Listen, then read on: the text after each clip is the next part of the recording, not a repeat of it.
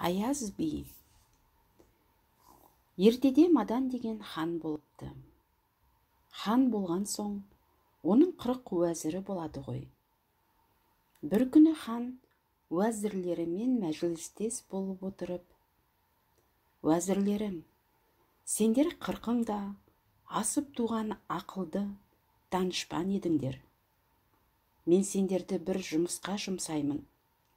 Сендер маған дүниедегі адамның жаманын және шөптің жаманын, құстың жаманын тауып келіңдер.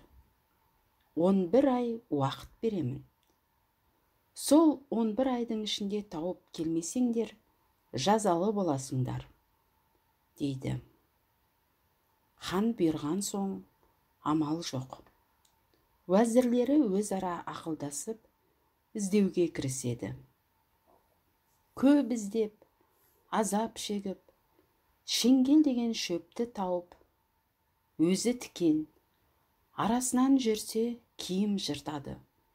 Мал жемейді екен, шөптің жаманы осы ғой, деп шеңгелді алады. Қырғауыл деген құсты тауып, үстінде жүні жоқ, ұсқыны келіссіз, құстың жаманы осы екен, деп қырғауылды атып алады. Енді адамның жаманын таба алмай, 40 уәзір келе жатса, таудың етегінде, үстінде жыртық тоны, басында тері тымағы бар, бір адам 5-10 қойды бағып жүр. Уәзірлер: «Адамның жаманы сірә осы болар-ау», деп тұрғанда әлгі адам: «Уа, мырзалар, жол болсын», деді.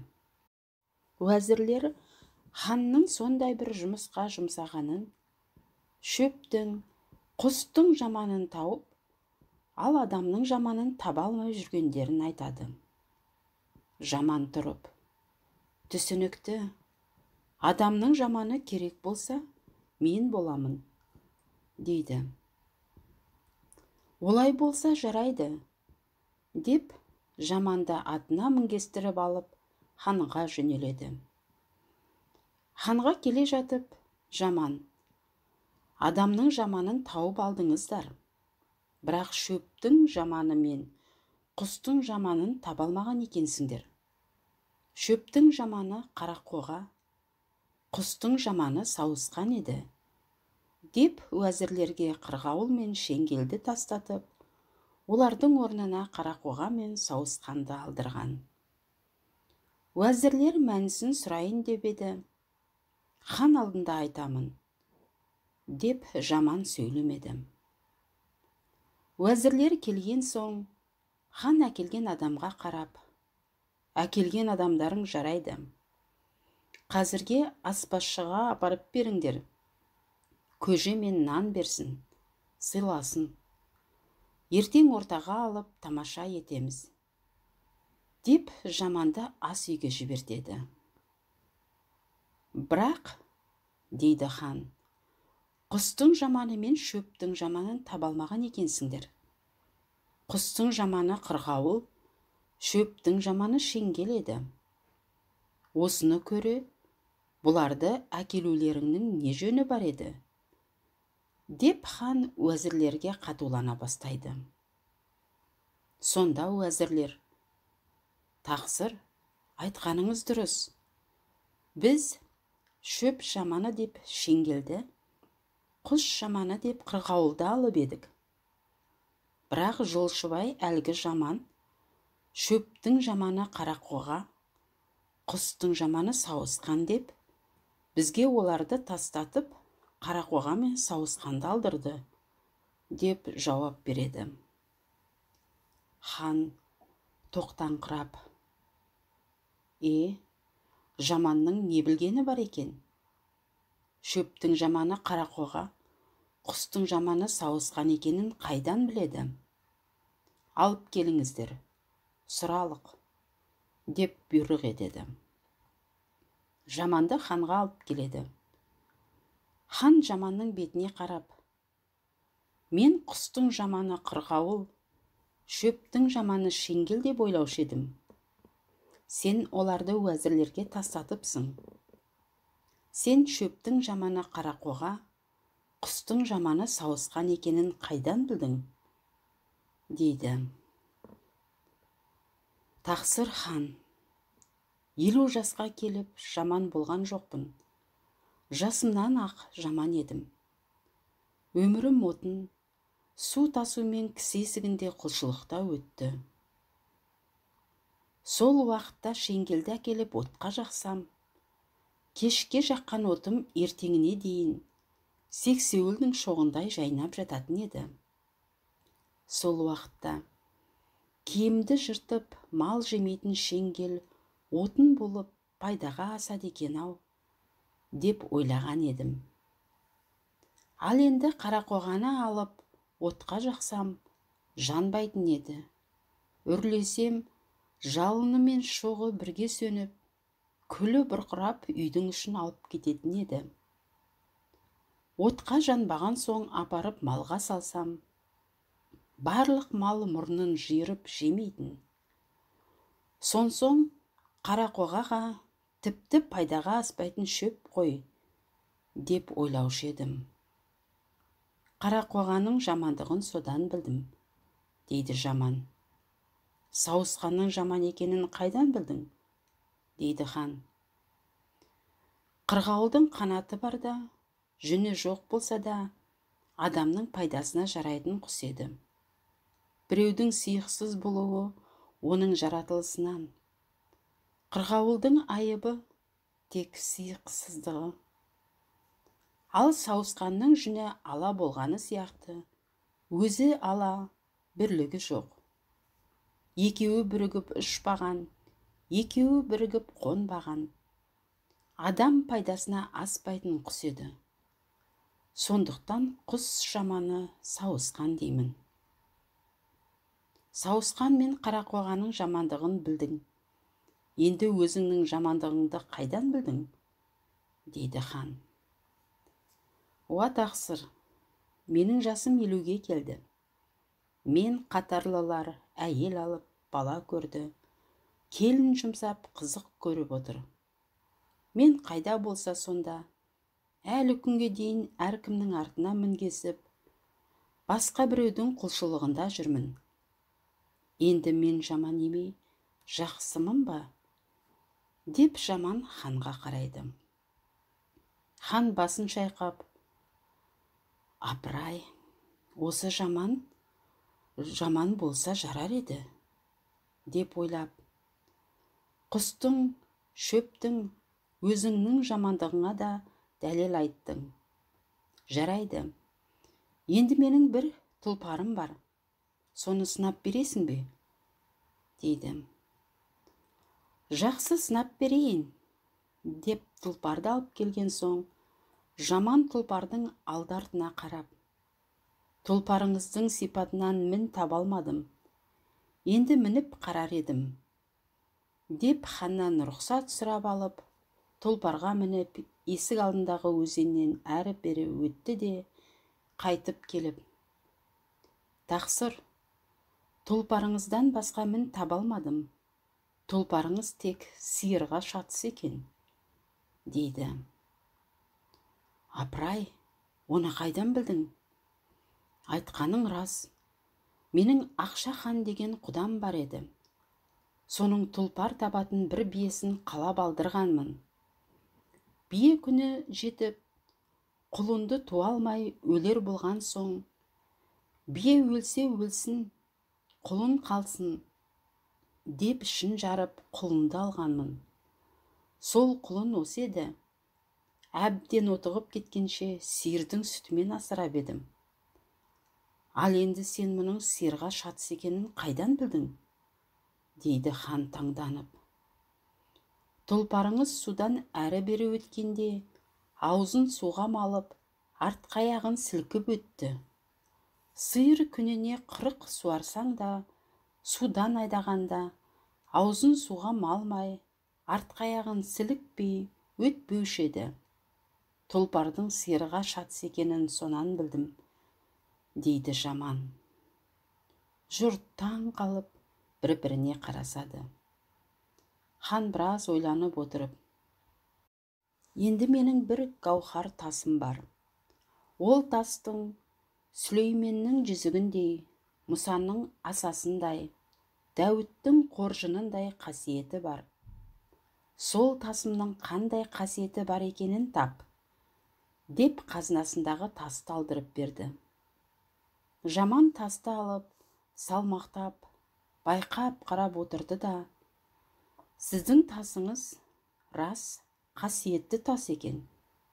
Бірақ 2 жылдан соң қасиеті бітеді. Тастың ішінде 2 ақ қарабас құрт бар. Тасыңыздың пышақ сырты қалыңдығы қалыпты. Сол құрт 2 жылдан соң тесіп шығады.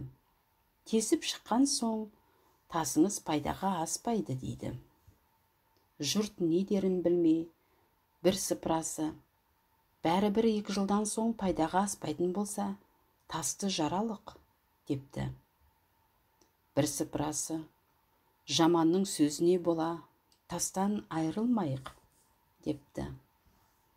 Ақырында тасты жармақшы болады. Тасты жарып қараса, ішінде 2 ақ қарабас құрт кеулеп, тесуге жақындап қалған екен. Тастың ішінде құрт бар екенін қайдан білдің? Деп сұрайды хан. Тастың қасиетіндей салмағы да болуы керек.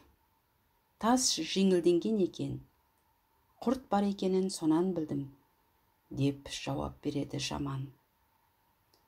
Апырмай, сен жаман болмадың ғой. Қайта, сен бір данышпан болып жүрме. Ал сен менің өзімді сынаш. Мен неше адамнан бері хан екенмін, дейді хан. Жаман: жақсы, деп тақта отырған ханның алды-артына шығып, алдына келіп, ханның бетіне тіке қарап тұрып: тақсыр ханым, ақыл ойың ешкімнен кем емес. Бірақ хандық қара басыңда, қарадан туып хан болғансыз, атаңда хандық жоқ, дейді. Жаман сөзін бітірмей, хан сөзін бөліп: жоқ, қата айтасың. Мен 7 атамнан бері ханмын. Өзімді қойғанда да 6 атамды қайда жібересің? Деп зекіреді. Жаман саспайды: жоқ, тақсыр, сіздің қара басыңыздан басқа тегіңізде хандық жоқ. Сіз нағыз наубайдың баласысыз, дейді. Хан не дерін білмей, халыққа қарап: апырмау, мына жаман не дейді? Халқым, мен хан баласымын деп жүредім. Шақырыңдар анамды, дейді. Ол о дүниеде біреудің қанын жүктеп барып, Тәңірі алдында қара бет болмасын. Не де болса шынын айтсын. Әйтпесе ашумен мына жаманның басын кесемін, дейді. Шешесі келген соң, хан шешесіне жаманның сөзін айтады. Шешесі терең күрсініп сөзге кірісті. Шырағым, жасым 80-ге келгенде біреудің қанын жүктеп не қылайын? Бір сыр бар еді, оны Тәңірімнің өзі білетін еді, мен білетін едім. Мынау жаманың біліпті, енді айтайын. Атаң сенің зәрлі хан еді. Мен бұрын 19 әйел алып, кілең қыз тапқан үшін бәрінің де ішін жарып өлтірген екен. Соның үшінде зәрлі хан деп халық ат қойып еді. 20-шы әйел етіп мен алды. Менде 2 қабат болған соң, жалғыз жанымнан қорқып тәуіптерге қаратып едім. Сенің ішіндегі де қыз деді. Қыз тапсам мені де өлтіреді ғой деп қайғы жедім. Сол күндерде аспаз наубайдың әйелі де 2 қабат екен. Оның да тамырын ұстатып қаратып едім. Оның ішіндегі ол деді. Жалғыз жаным үшін сол жерде маған ой келді. Ол әйелді оңаша шақырып алып, барлық мұңымды айтып, қазынадан табақтап алтын беріп, Ақиреттік дос болайық. Ұл тапсаң ұлыңды маған бер, менің қызымды ал. Бірақ бұл сырды ешкім білмесін, деп жалындым. Әйел табақтап алтын алып, бір жағынан мені аяп, сол жерде уәдесін берді. Туар кезімде зәрлі хан аңда еді. Екеуміздің толғағымыз бір күнде келіп, бір сағатта босанып, сырды ешкім білмесін деп, басқа біреуді де жолатпай, біріміздің баламыздың кіндігін біріміз кесіп, сол қолыммен қызымды беріп, оң қолыммен алған шырағым сен едің. Енді бұл күнде мына жаманың оны біліпті. Сыр ашылуға Тәңірі жазса, не шарам бар, деп сөзін аяқтай алмай, шешесі жылап жібереді. Хан, сөз тапқанға құлқа жоқ. Олай болса, мен таққа лайық емес екенмін. Осы оқиғаны оймен білген сіз лайықты екенсіз, деп хан тағынан түсіп, тақты Жаманға береді. Жаман, жоқ тақсыр, кешегі күн жаман кісі керек дегенде, ат артына мініп келген жаман едім, бүгін таққа отырмаймын. Сіздің көлеңкеңізде жүрсем де жарар, тағыңызға мініңіз, деп болмайды. Хан таққа отырып, апырмай, менің Наубайдың баласы екенімді қайдан білдіңіз, дейді. Сонда Жаман, мен жаман жақсы болсам да, үйіңізге келген қонақ едім. Хандардың ішер асы жал мен жая аузыңызға түспей, нан көже түсіп, мені келісімен аспазға жібердіңіз. Салтыңызға тарттыңыз. Сіздің шонжарлы, атаулы хан емес екеніңізді содан байқадым, дейді. Жиналған жұрт таң қалады. Сол күйінше хан тағы да хандық қылады. Жаман оған жақсы уәзір болды. Жаман ханға ақылымен, тапқырлығымен жақты. 40 уәзір шетте қалды. Күндердің күнінде, бір күні Жаман сыртқа шығып тұрса, қаланың ортасында тігулі 6 қанат ақ боз үй тұр. Төңірегінде қаптаған кісі үйге кіруге кезек күтеді. Жаман қайтадан үйге кіріп, ханнан, бұл не жиын? деп сұрайды. Хан сонда, қалада қара болса да, байлығы менімен қатар, уәлі бай дейтін бай бар. Сол уәлі байдың менді дейтін қызы 15 жастан күйеу таңдап, өзімнен ақыл артқан кісіге тием, деп 20 жылдай отырды. Қазір 35-те. Бұған дейін ешкім ақыл артып, оған күйеу бола алған жоқ. Бәрі де барып, қызға жауап қайтара алмай қайтып кетеді. Ол жиын қызды жеңіп аламыз деп жүрген бай мырзалардың жиыны, дейді.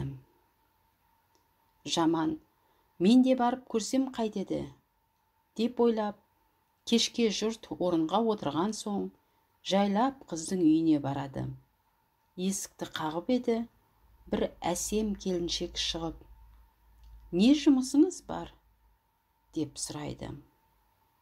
Менің жұмысым сенде емес, қызда, бар қызға айт, дейді. Келіншек күліп, қызға барып, бикеш-ау, күйеу таңдаймын деп, сен де жұртты басындырып болдың-ау. Адам көргісіз бір жаман кісі сенде жұмысым бар, дейді. Сенен ол да дәм етіп келді білем, деп қалжыңдайды. Қыз жымиып күліп, ол түрге жаман болғанымен, қандай кісі екенін қайдан білесің?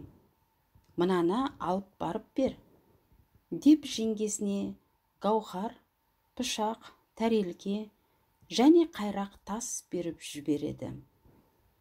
Жеңгесі ол заттарды апарып берген соң, Жаман қолына қалып қарап тұрады да, бар, мұның құралын әкел, дейді. ойбай, әлгі жаманың мұның құралына кел дейді, деп жеңгесі қызға қайтып барады. Қыз, жарайды, деп жеңгесіне балға мен төс береді. Жаман балға мен төсті алған соң, қайрақты төске қойып, балға мен ортасынан бөледі, тәрелкені уатады, пышақты жетесінен сындырып, гауһар тасты қақ жарады. Мә, бикешке алып бар, деп келіншектің қолына береді. Сынған заттарды көрген соң қыз ұшып тұра келіп, сол адам шайтан болмай, адам болса, менің тап баратын кісім, шақыр мұнда, дейді.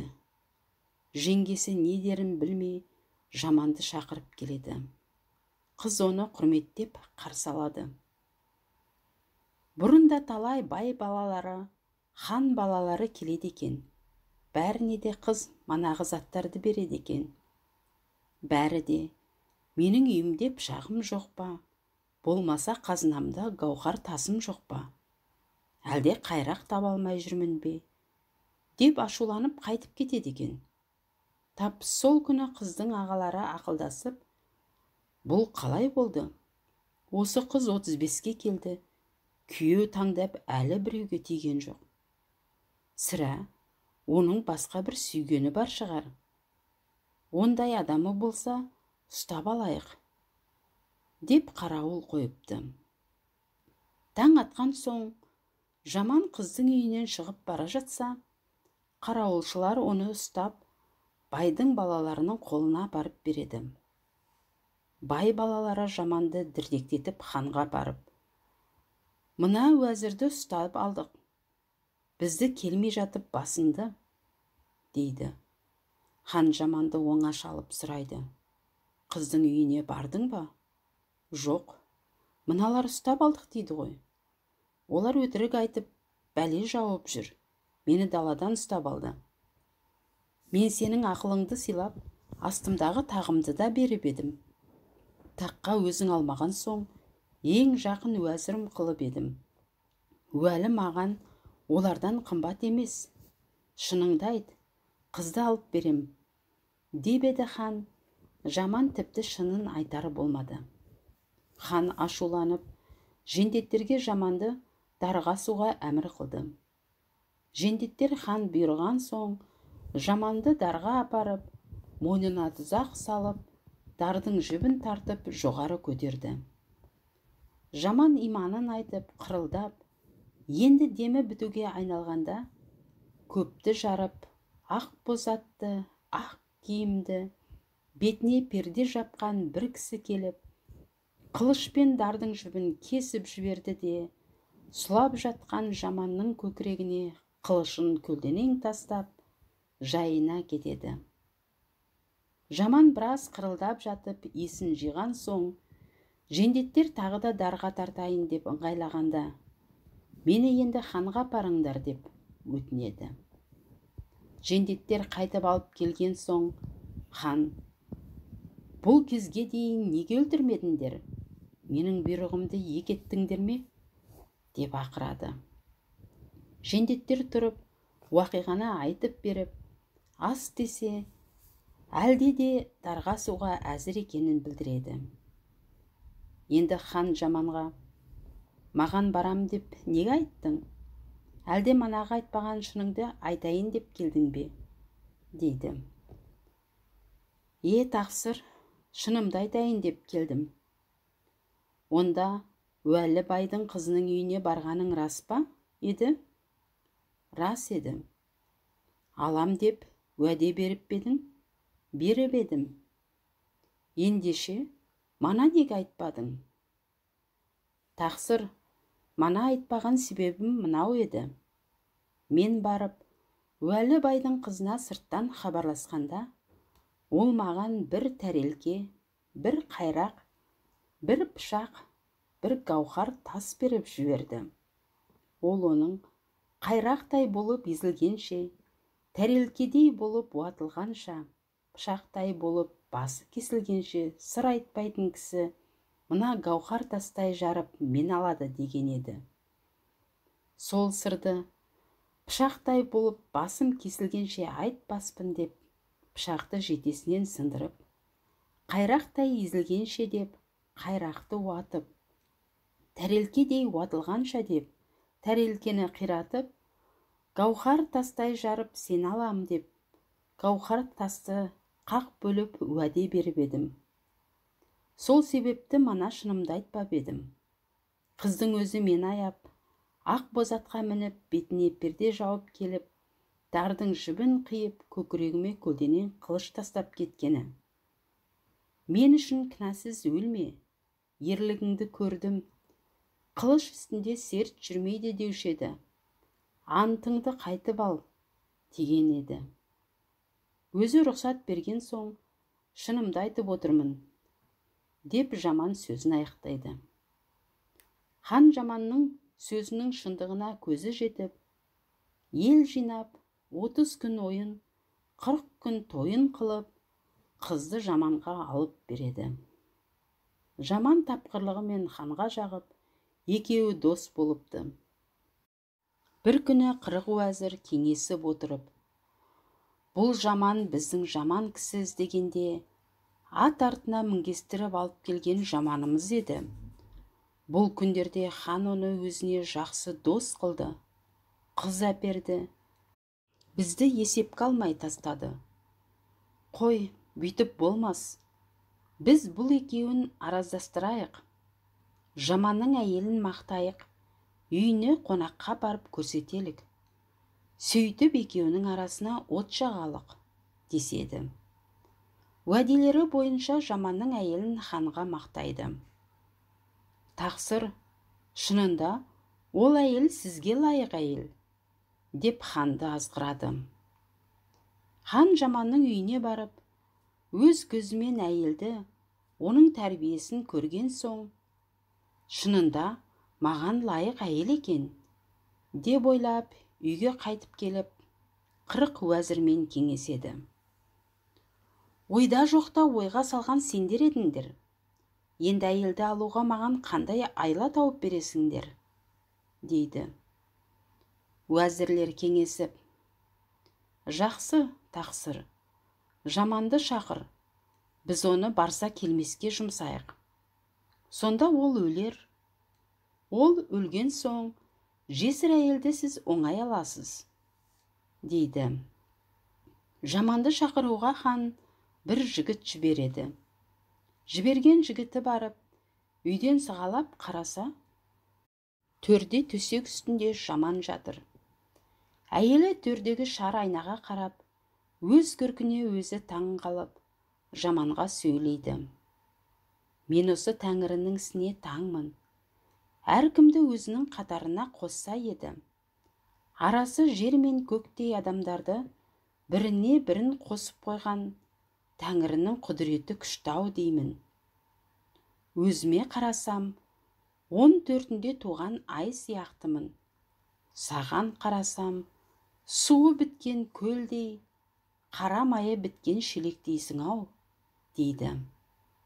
Жаман басын көтеріп алып, жоқ, олай емес. Атамыз адам бейіштен қуылып, шығып бара жатқанда Тәңірі, ей, адам, бейіш сенің үшін жаратылып еді. Шайтанның азғыруымен шығып барасың. Енді бейіштен қалағаныңды алып кет, деген еді. Сонда адам, Тәңірі, сенің қандай затыңның қадірлі екенін қайдан білейін, деген соң, адамзатқа пайдалы 3 затым бар. Біреуі қыдыр, біреуі бақыт, біреуі ақыл. Осының бірін ал, деген екен Тәңірі. Сонда адам ақылды алыпты. Ақыл тұрмаған жерде біз де тұра алмаймыз деп, қыдыр да бақыт та ақылға табынған екен.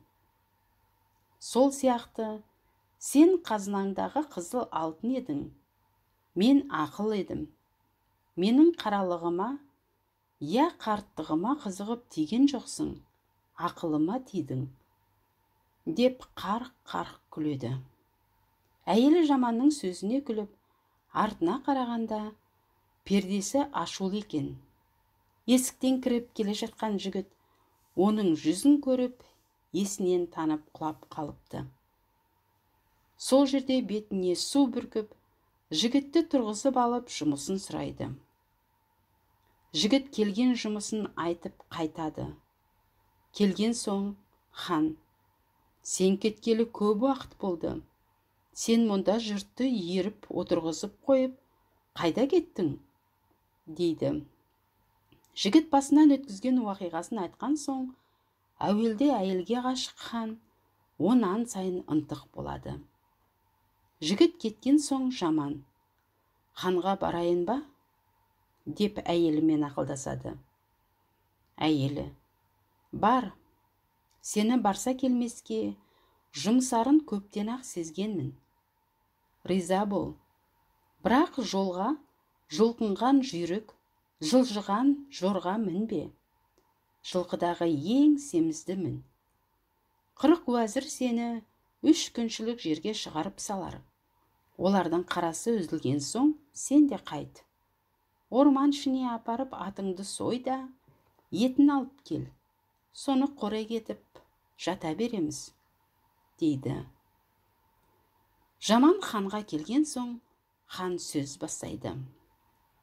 Мен сені бір ұзақ сапарға жұмсаймын. Жұмсағанда, сенің ерлігіңнен үміт етпеймін, ақылыңнан үміт етемін. Барсаң, айтамын, дейді. Жақсы барайын, деп жаман ризалығын көрсетеді. Барса келмес дейтін жерде, інжулі қой дейтін қой бар, деп айтады. Бір түгі алтын, бір түгі күміс, сойса, терісі бір адамға тон дейді. Соның терісін үстіме кигім келеді. Інжулі үйрек деген үйрек бар, қанаты күміс, басқа жере алтын дейді. Соны тәж қылып кигім келеді. Дәудің інжулі қара арғымағы бар. Бір шапқанда 100 шақырым шабады дейді. Соны мінгім келеді. Міне, осы жұмыстарға барасың, деп жаманды хан кілең өтірікке жұмсайды. Жаман ханның жылқысынан бір семіз затты таңдап мініп, жолға шығады. 40 уәзір 3 күншілік жерге шығарып салып қайтады. Уәзірлердің артынша жаманда кейін қайтып, Қаратоғай дейтін орманға апарып, атын сойып үйінен көлік әкеліп, етті тасып тұздап алады. Төсегінің астынан адам бойы жер қазып, күндіз сонда, түнде әйелінің қасында жата береді. Ай өтеді, жыл өтеді. Бір күні жаманның үйіне, жеңгесіне көңіл айтуға хан келеді. Қонағасы жеп болған соң, хан сөз бастап, адамның, шөптің, құстың жаманын әкел дегенде, уәзірлерімнің алып келген жаман еді. Жаман болса да, ақылына риза болып, тағымды да беріп едім. Ақылының арқасында сені де алып еді. Сол ақылынан үміт етіп, бір жұмысқа жұмсай қойып едім. Келер уақыты өтіп кетті. Құдайдың әмірі болды ма деймін. Сені қор қылып, жалғыз тастамаспын. Аға өлсе, ініге жеңге мұра, деген қолыма алып бағармын деп үгіт айтады. Әйел отырып, Құдайдың әмірі болса, не шара? Ол келгенше, сенің қолыңда бір қадірлі тас бар еді. Соның тілімен сен оны жарып едің. Жарылған соң, ол тас пайдаға аспады ғой. Сол секілді әр заттың пайдалы уақыты бар еді. Кешегі қыс күнімде болса бір сәрі. Енді мен сол жарылған тас сияқтымын. Саған қызмет етіп жағалмаспын. Әуре болма, дейді. Хан әйелден жеңіліп үйіне қайтады. Хан шығып кеткен соң, қатын байын шығарып алып, бар, енді ханның жауабын өзің бер. деп қоя береді. Хан да барып тағына отырады. Жаман да сәлем беріп кіріп барады.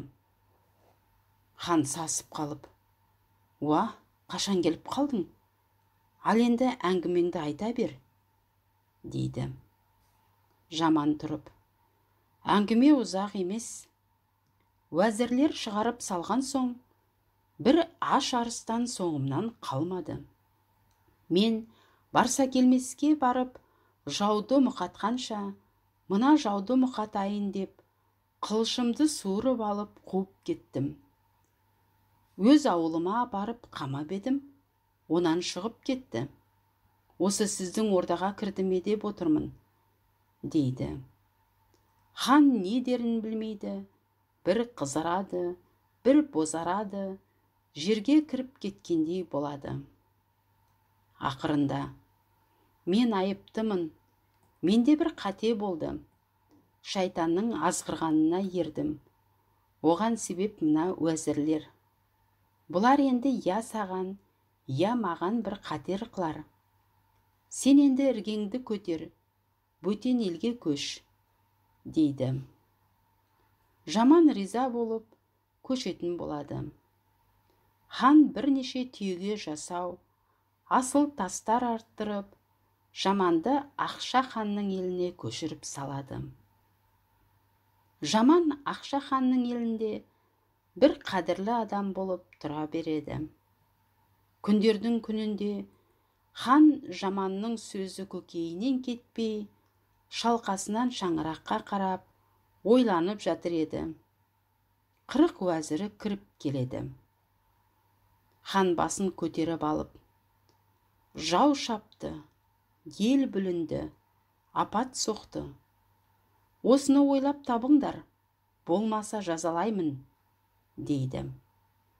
Уәзірлері ақылдасып, өздері табалмайтын болған соң, Жаманды іздеп барып, оған ханның айтқанын айтады. Жаман 40 уәзірді құрмет етіп болған соң: «Жақсы, мен жауабын берейін. Хан мені ойлап, қапаланып жатқан шығар. Қайдағы есіне түскен шығар. Сендерге де өкпесі болса керек». Сөйтіп жатқанда, ханның ордасының күлдіреуішінің бір басы шыққан болар. Жаман болса, осыған бір нәрсе айтар еді, сынайын деп сендерге айтқан ғой. Барып күлдіреуішінің басын салып берсеңдер, ханның қызметі тамам болады, деп кеңес береді. Уәзірлер ханға келіп: «Тақсыр, мына бір күлдіреуішіңіздің бас жағы шығып кеткен екен, соны салып берейік», деп рұқсат сұрайды. Хан рұқсат берген соң, күлдіреуішінің басын салып береді. Хан күліп: «Мұны кім үйретті сендерге?» деп сұрайды. Уәзірлер шынын айтады. Хан уәзірлеріне: «Ол жаман болса да, қысылғанда айла табатын ақылды, данышпан еді. Әркімнің пайдасына жарайтын еді. Сендер күндеп, ақырында екеумізді айырдыңдар. Егерде ол сендерге ақыл таппаса, сендер өлетін едіңдер. Біреуге ор қазба, өзің түсерсің, деген мақал бар», дейді.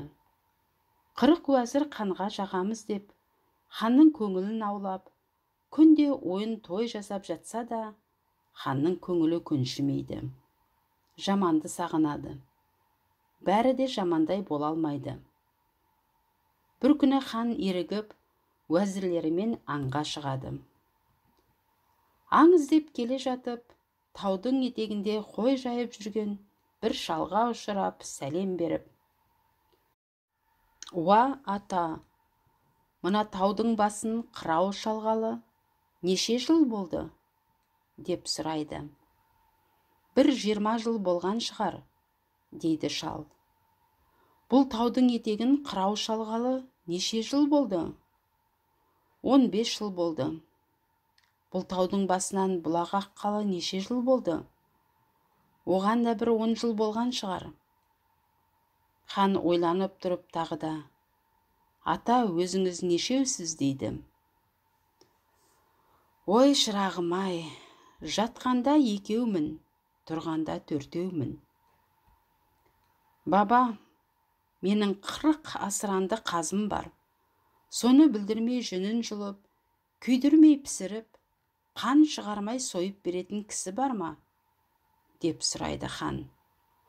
Сонда шал, адамына тап болсаң, айтқаныңнан да артық етер, дейді.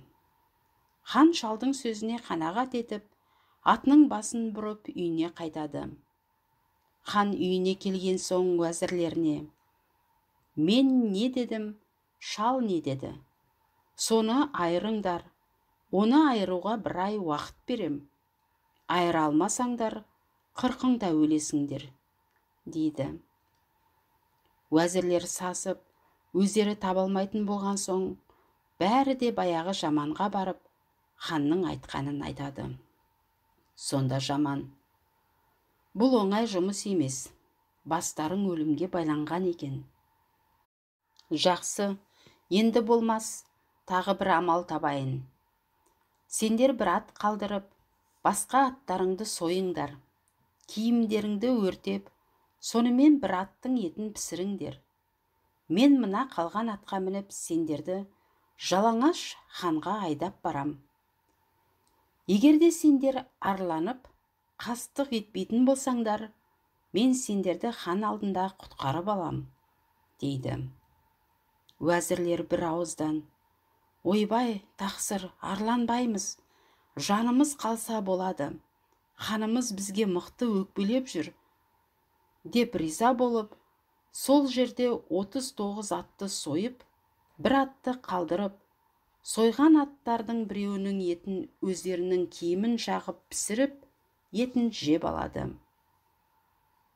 Етті жеп болған соң, соймай қалдырған ала-шолақ атқа Жаман мінеді, қолына құрық алып, жалаң аяқ, жалаң бас уәзірлерді ханға айдап жөнеледі.